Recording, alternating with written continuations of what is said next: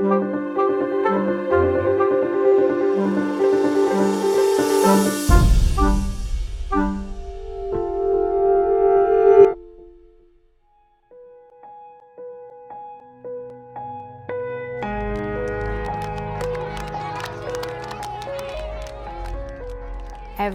year, there are 5 million girls married under the age of 15.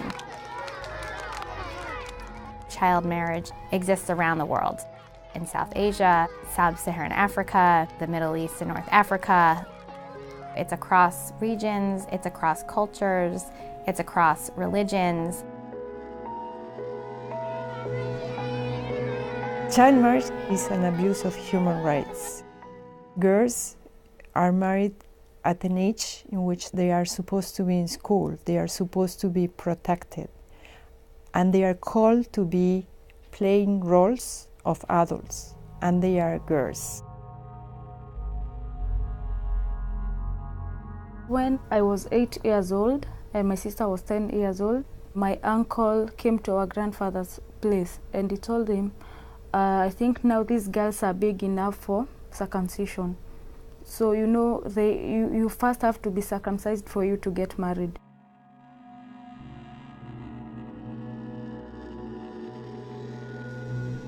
We managed to escape for the first time. And then my uncle came. We were beaten and we had to tell him, Uncle, we promised that next time we are not going to run away. These children who have to sleep with old men don't even know what we are going to be doing in bed. And it is vicious.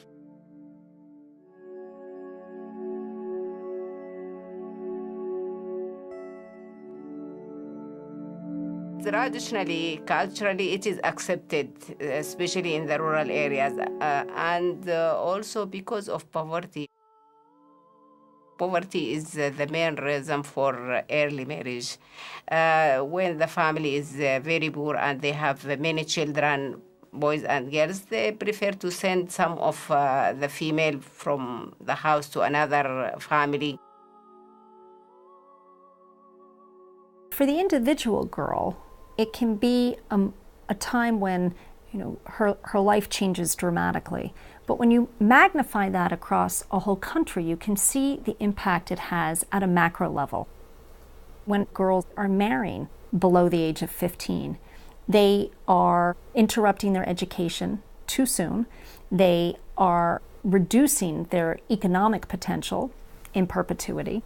They are at much greater risk of dying in childbirth, of their infant dying in the first year of life, and are going to experience higher lifetime fertility and greater rates of poverty. And that really perpetuates a cycle of poverty for these countries. Issues related to human security, issues like child marriage, are simply not soft issues. They are issues that can affect the stability of countries. They are issues that can affect the economic development of these countries. They are every bit as dangerous as wars over natural resources or wars that result from cultural differences. We as a global community not only have a moral interest in protecting young girls in particular, but we have our own security interests at heart. If you care about economic development, you care about investing in women and girls, you care about reducing maternal mortality and infant mortality, you have to look at child marriage as a driver of all of these things. The evidence shows us, and common sense would show us as well, that education can delay and even prevent child marriage. It can raise incomes, and it certainly can improve health. There are a number of ways that the international community has sought in the past to address issues like child marriage. Frequently, we adopt sanctions. We've also seen situations where we try to name and shame. In other situations, we try to address it through general economic development approaches, through girls' empowerment and girls' education. And then there are other situations where you want to work with local actors whether those are legislators or government officials or traditional leaders. And what we found all around the world is that empowering those individuals within their own societies has been by far the most effective approach. You don't just empower them by telling them this is bad. You need to target decision makers, what we call the cultural elders. We need to involve the young men because they are the future husbands of these girls. They are the ones who are marrying them. Everyone needs to get informed and let the decision come from them.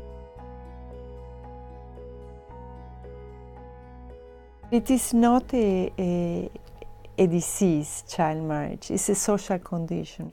We are not talking about polio here. We are talking about a social engineering that will require many, many things in place to really eradicate this. I think that it can be done within a generation. The issue of child marriage has been elevated in recent years, both in terms of U.S. foreign policy and also on the world stage. And at the country level, I think we are also seeing signs of progress. So for example, take a country like Ethiopia, where you have a government that has actually committed to addressing this issue. One day, if I get a girl, I think she's really going to enjoy all the rights I didn't enjoy.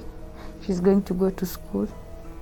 Definitely she's not going to get circumcised. She's not going to get married. Well, if she wants to get married, it's fine. If she doesn't want to get married, that's it. I can't really force her. She's going to decide for herself what she wants.